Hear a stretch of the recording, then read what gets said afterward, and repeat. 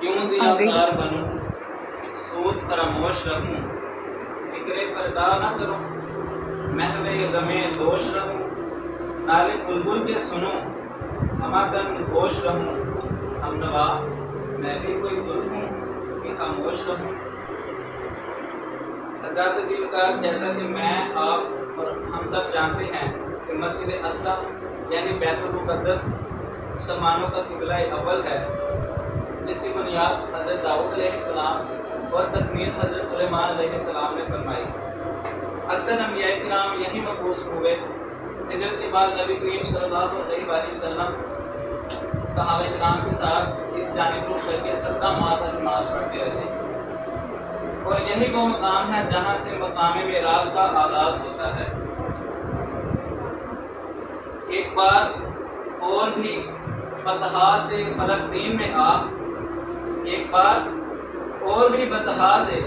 فلسطین میں راستہ دیکھتی ہے مسجد اقصیٰ تیرا۔ آج انہیں محفل، آج دل زخمی ہے، دل بہت دکھا ہوا ہے۔ تڑپنے اور پھڑکنے کی توفیق جو مانگی تھی سلب ہو چکی ہے، گویا کہ چھن چکی ہے۔ آج فلسطین اور کشمیر، عراق اور شام، یمن اور برما، غزہ سے لے کر کے قندھار تک لاشیں ہی لاشیں بکھری پڑی نظر آتی ہیں، گویا کہ ہر طرف ہے کریا کریا، بستی بستی، صحرا صحرا خون، امت والے اتنا سستا امت کا ہے خون۔ علی وقار، ہم نے تو جب سے ہوش سنبھالی ہے، ہم نے تو بیان سنے ہیں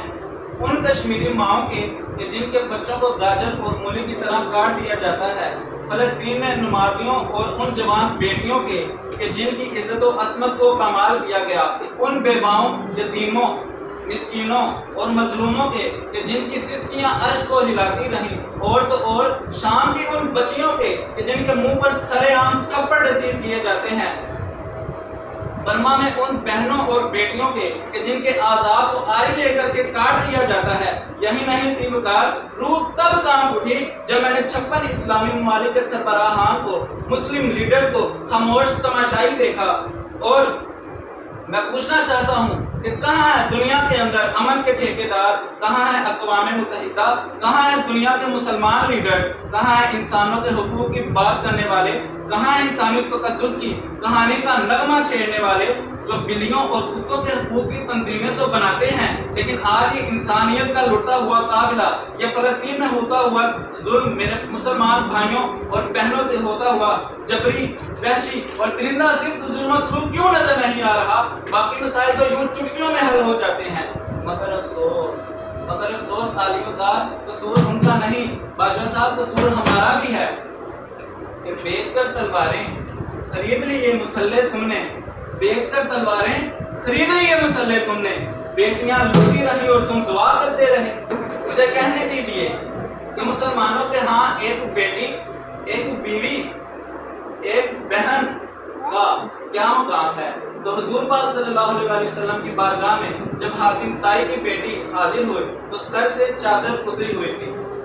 تو سرکار نبی کریم صلی اللہ علیہ وسلم نے اپنی کالی کملی عطا فرمائی۔ کسی نے کہا حضور یہ تو کافرہ ہے، حضور نے فرمایا بیٹی تو ہے۔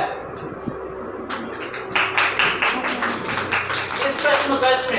میں نے یہ خود سے سوال کیا کہ کیا آزادی کا یہ نعرہ لگانے والے کہیں غلام تو نہیں؟ جمہوریت کا راگ الاپنے والے کہیں غلام تو نہیں؟ تو اقبال نے جواب دیا، در غلامی نے عشق و مذہب رات رات، آنگ بین نے زندگانی بدمزاج۔ جب قومیں غلام ہو جاتی ہیں تو عشق و مذہب جدا جدا ہو جاتا ہے۔ آئیے میں آپ کو بتاتا ہوں کہ جب عشق و مذہب جدا ہو جائے تب پھر کیا ہوتا ہے۔ جب صدیق اکبر کی صداقت کو چھوڑ دیا جائے، جب فاروق اعظم کی عدالت و انصاف کو بھلا دیا جائے، جب مولا علی کی شجاعت و بہادری کو بھلا دیا جائے، جب حسن مرتضیٰ کی رفاقت کو بھلا دیا جائے، جب امام علی مقام امام حسین علیہ السلام کی قربانی اور سجدہ کو بھلا دیا جائے، یکسر فراموش کر دیا جائے، یہی نہیں علی وقار، جب صلاح الدین ایوبی، محمود غزنوی، شہاب الدین گوری، طارق بن زیاد، محمد بن قاسم، سلطان ٹیپو، قائد اعظم اور علامہ اقبال جیسی مسلم لیڈرشپ کو اور جوان مردی کو بھلا دیا جائے تو پھر کیا ہوتا ہے؟ تو پھر نعرے نمرود ہاں ہاں میرے کہنے کا مطلب یہی ہے، نارے نمرود یعنی نارے مغرب جلا کر راک کر دیتی ہے، پھر سوزے صدیق نہیں رہتا، پھر فاروقی جاہ و جلال نہیں رہتا، پھر عثمانی شمع جمال نہیں رہتا، پھر دل مرتضیٰ نہیں رہتا۔ اسی اسنا میں مایوس ہونے لگا تو اللہ کریم نے ارشاد فرمایا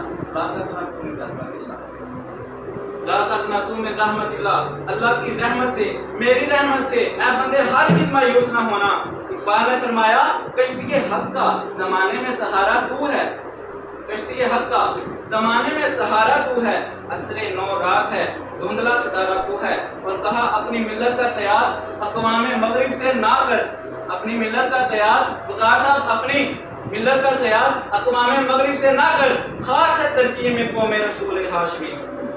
میں آپ کو بتاتا ہوں جب عشق و مذہب اکٹھے ہوں تو دیوبند باندھے ہوئے صحابہ کرام بھی کیسرو کسرا کے دروازے کو جا کے کھٹکھٹاتے ہیں کہ باہر لوگ محمد عربی کے غلام آئے ہیں، کہ جب سعد بن ابی وقاص جب عشق و مذہب اکٹھے ہوں تو سعد بن ابی وقاص دریائے دجلہ پر جا کے کہتے ہیں کہ راستہ دے ہم نے پار جانا ہے، تمہیں پتہ نہیں ہم محمد عربی کے غلام ہیں۔ جب صلاح الدین ایوبی رحمت اللہ تعالیٰ نے بیت المقدس فتح کیا تو پورے ملک سے قراء حضرات منگوائے، جو اذان تو ویسے ہی اچھی ہوتی ہے، جو بہت خوبصورت آواز میں اذان پڑھتے تھے۔ تو ابن کثیر نے اس تفسیر میں لکھا ہے کہ جب بیت المقدس جب فتح ہوا تو جب اس کی صدائیں گونجی اللہ اکبر اللہ اکبر، تو ابن کثیر نے لکھا ہے کہ قریب تھا کہ لاکھوں کا مجمع تھا جن کی روحیں یہ سن کر صدا پرواز کر جاتی اللہ اکبر، کہ دشت تو دشت رہی، دریا بھی نہ چھوڑے ہم نے، دشت تو دشت رہے، دریا بھی نہ چھوڑے ہم نے، بحر ظلمات میں دوڑا دیے گھوڑے ہم نے، تھے ہم ہی تیرے مارکائے آراؤں میں، خشکیوں میں کبھی لڑتے کبھی دریاؤں میں، دیں اذانیں کبھی یورپ کے کلیساؤں میں، کبھی افریقہ کے تپتے ہوئے صحراؤں میں۔ میں نے کہا اگر ہم غلامی کی زنجیروں کو توڑتے ہوئے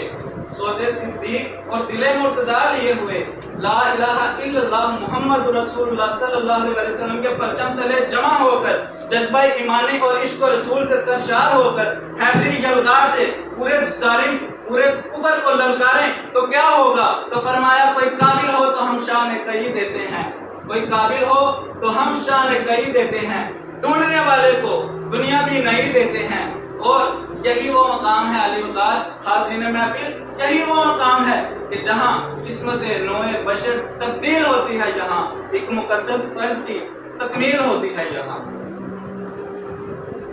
آخر میں ان تمام ظالموں اور ان کے اعلیٰ کاروں کو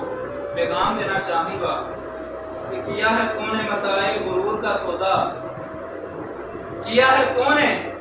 متاع غرور کا سودا، فریب سود و زیاں لا الہ الا اللہ، اگرچہ بت ہیں جمال کیا سینوں میں، مجھے ہے حکم اذان لا الہ الا اللہ، امان دینا